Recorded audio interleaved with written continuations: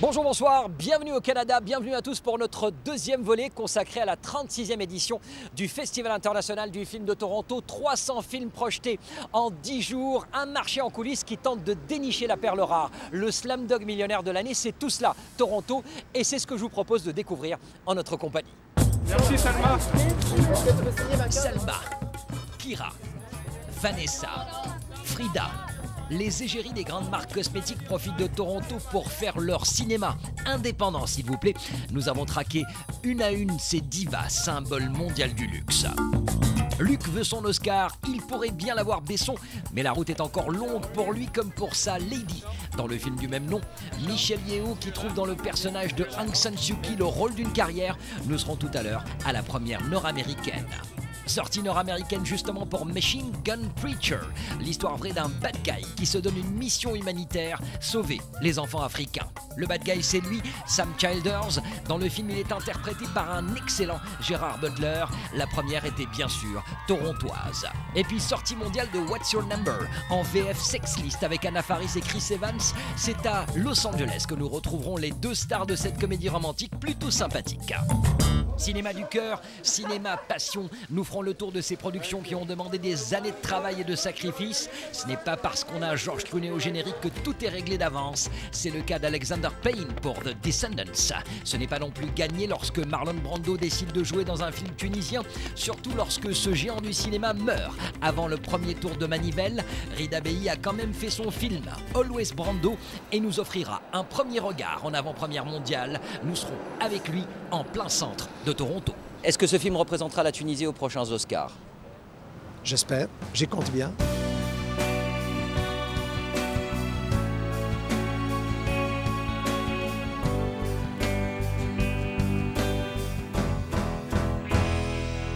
À chaque fois qu'elles apparaissent sur un tapis rouge, les photographes sont comme des fous, les fans aussi. Elles font partie de ce club très privé des stars les plus photographiées de la planète. Mais derrière cette façade people, il y a vraiment une volonté de montrer qu'elles ne sont pas juste photogéniques. Elles sont femmes et indépendantes, même au cinéma. Honneur au Québécois Jean-Marc Vallée, réalisateur de Crazy. Il a réussi à convaincre Vanessa Paradis de tourner dans ce qu'il appelle son épopée d'amour. Café de Flore est un film bouleversant qui se passe entre Paris et Montréal. Vanessa Paradis, elle, est toujours aussi juste. Sa réponse au scénario a été tellement forte, tellement belle.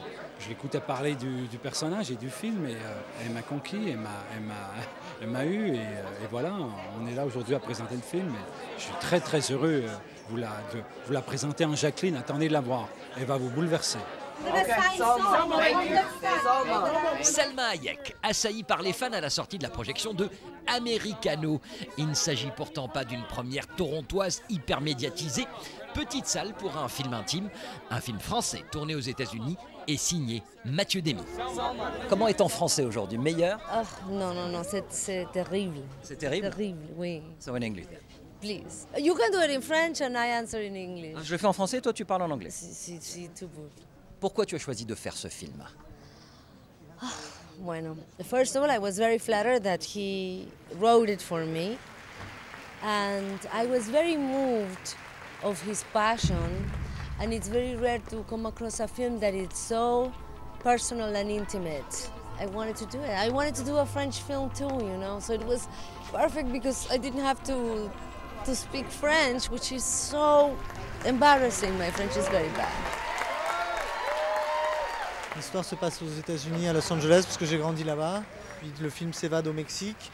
Et c'est là que le personnage de Salma arrive. Donc voilà, on avait besoin d'explorer des paysages inspirants et des paysages nocturnes comme à Tirana. Tiens, pour revenir sur les premières hyper médiatisées, en voici une. A Dangerous Method du Canadien David Cronenberg. Cronenberg qui a de nouveau fait appel à son acteur des promesses de l'ombre, Viggo Mortensen.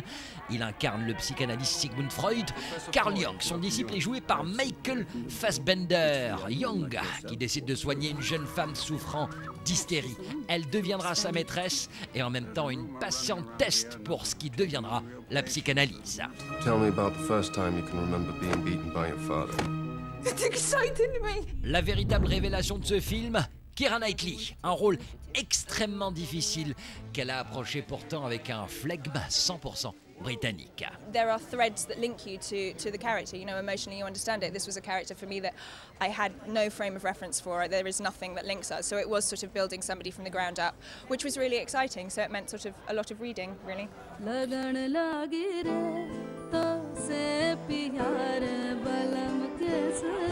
Enfin, Frida Pinto, venue l'année dernière à Toronto avec Miral de Julian Schnabel, présentait cette année Trishna, un film indien réalisé par le Britannique Michael Winterbottom sur l'amour impossible dans un pays où le rang social est toujours aussi présent.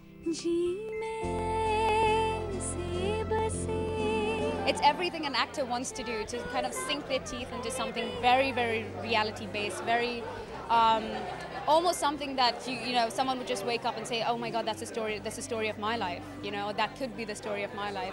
So it's very challenging, and because I feel there are a lot more people judging you when you do that rather than when you play a fictional character.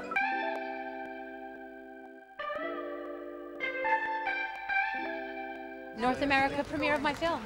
Merci Madonna de nous rappeler qu'après le fiasco de Venise, Toronto a aussi détruit WE. Réaction d'un critique qui résume parfaitement le film. Madonna, dit-il, devrait chanter et ne pas réaliser. WE, ajoute-t-il, plaira certainement aux fans de la diva, ceux qui ne sont pas cinéphiles. Et pour avoir assisté à la première, nous ajouterons de notre côté que pour une réalisatrice qui défend le cinéma d'auteur, il n'était pas nécessaire d'arriver avec 5 gardes du corps.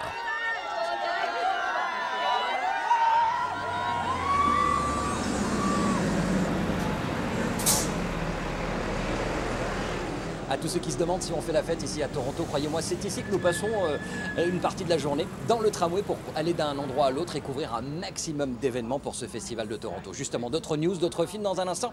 Mais tout de suite, voici ce qui sort cette semaine dans les salles nord-américaines, en vous rappelant encore une fois que les films sortent en même temps aux États-Unis et ici au Canada.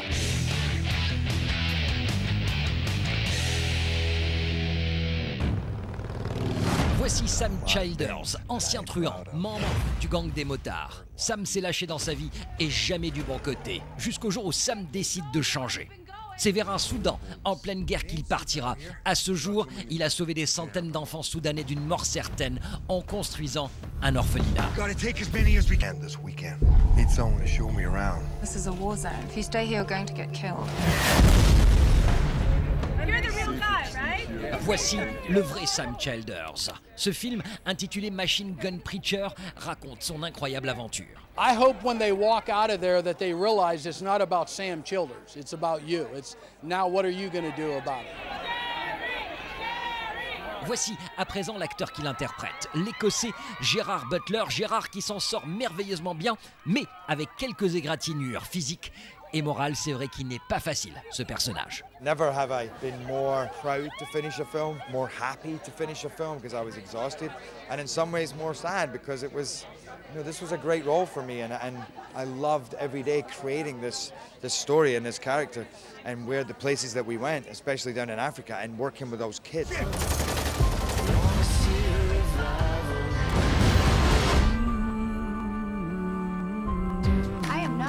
With one more guy until I am sure he's the one. Allez, un peu de légèreté avec la comédie romantique de la semaine, Sex List, en VO What's Your Number, un film avec Anna Faris qui cherche l'homme de sa vie parmi ses ex dont elle dresse la liste, d'où le titre français.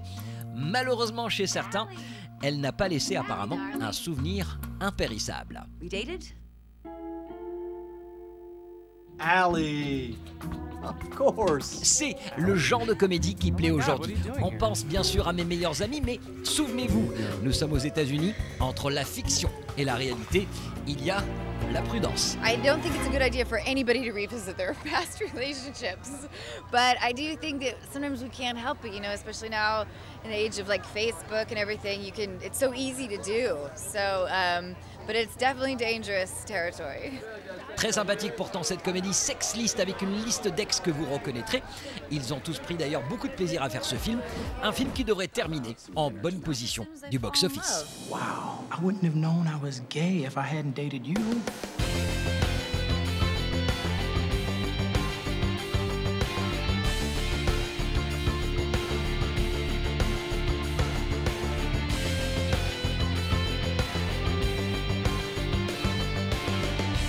Festival de Toronto, bienvenue à vous si vous venez de nous rejoindre. Toronto, côté découverte avec les films qui nous ont marqués tout au long de ce festival. Des films qui sortent du lot, pas forcément pour des raisons marketing ou promo.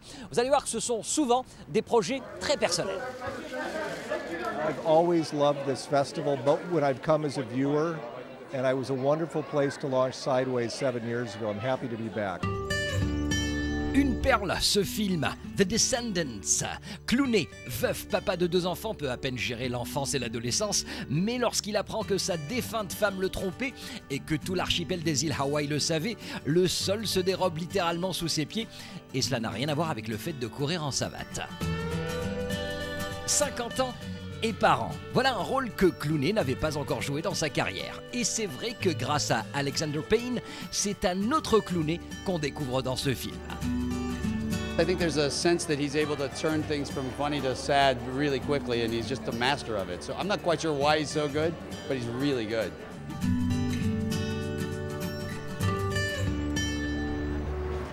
Franchement, si Marlon Brando n'avait pas signé et annoncé officiellement qu'il allait jouer dans un film tunisien, aurions-nous parlé de Rida Bey et de son film Always Brando? Probablement pas. Mais voilà, depuis 2004, le monde entier attend le réalisateur, surtout que Marlon Brando est mort sans avoir participé à ce film sur un jeune Tunisien à qui on promet le rêve américain et une carrière à Hollywood sous prétexte qu'il ressemble à Brando.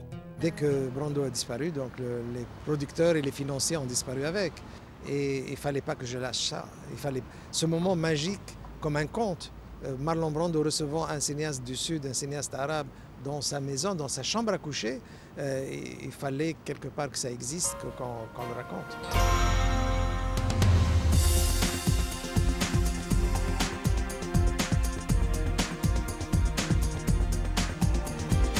C'est le film dont tout le monde parle. Ici, un buzz qui ne cesse pas. Michelle Yeoh dans le rôle d'une militante birmane, Luc Besson aux commandes d'un film qui n'a absolument rien à voir avec ses productions précédentes, c'est The Lady.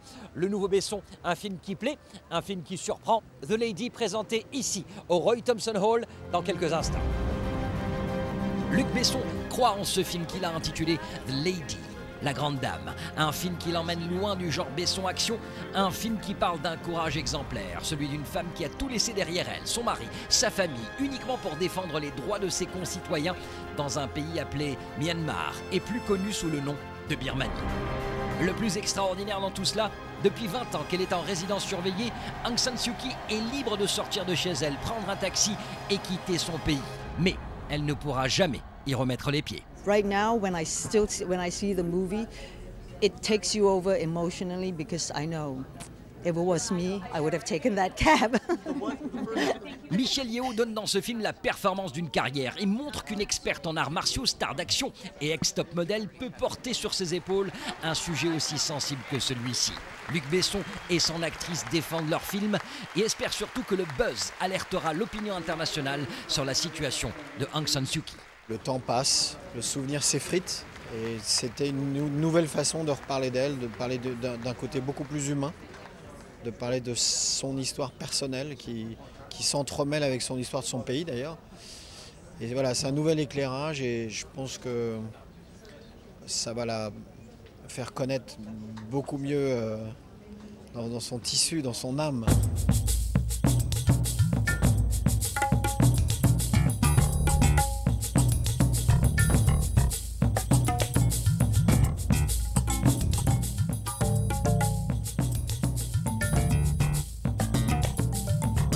Voilà, ainsi s'achève notre petit voyage canadien. Alors bien sûr, tout au long de la saison, nous aurons l'occasion de revenir sur ces films que nous vous avons présentés pendant cette 36e édition du Festival de Toronto. Demain, un retour sur Los Angeles et puis on a quelques jours pour vous préparer la prochaine édition d'Hollywood Live. D'ici là, je vous dis bon cinéma. Ciao!